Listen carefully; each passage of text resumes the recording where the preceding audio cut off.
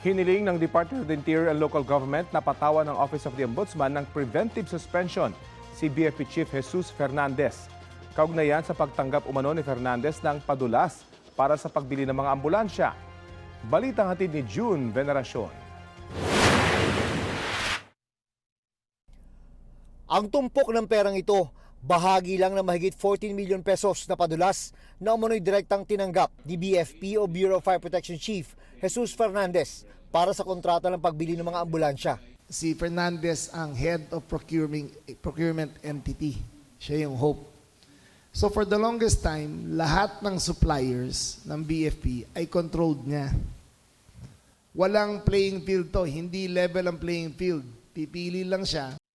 Inilabas ng Department of Interior and Local Government o DILG ang litrato na nakuha umano ng kanilang saksi sa mga administrative at criminal complaints na inihain nila sa Office of the Ombudsman laban kay Fernandez. Dati umanong nagtrabaho ang saksi sa supplier ng 132 ambulance units na si Rosa Verna Sanga na isinama sa mga sinampahan ng reklamo. Ayon sa saksi, nakita niya ang bigayan ng padulas noong November 2024 at September 2025 sa dalawang magkaibang restaurant sa Quezon City. Ang suhol ay kapalit daw ng pagmanipula para paboran ang kasabwat na supplier ni Fernandez.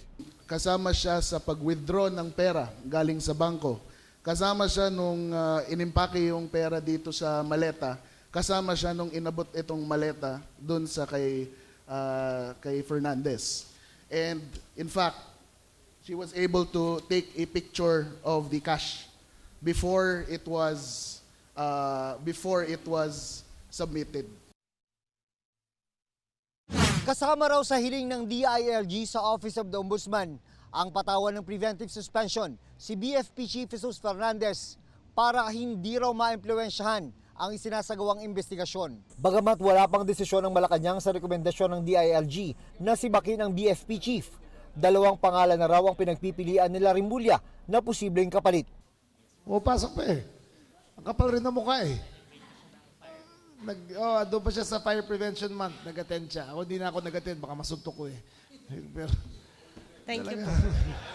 baka lang naman. Baka lang. Ang kapal na mukha, sinabihan ko na siyang hayop ka, kurap ka. Nagpapakita pa rin sa akin eh. Wala pang sagot hanggang ngayon si Fernandez sa aming mga text message para sa kanyang panig. Sinusubukan din naming makuha ang statement ng supplier ni si Sanga.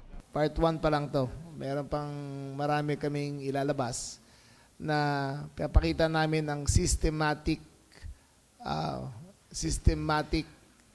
environment of corruption sa loob ng BF. June Veneracion, nagbabalita para sa GMA Integrated News.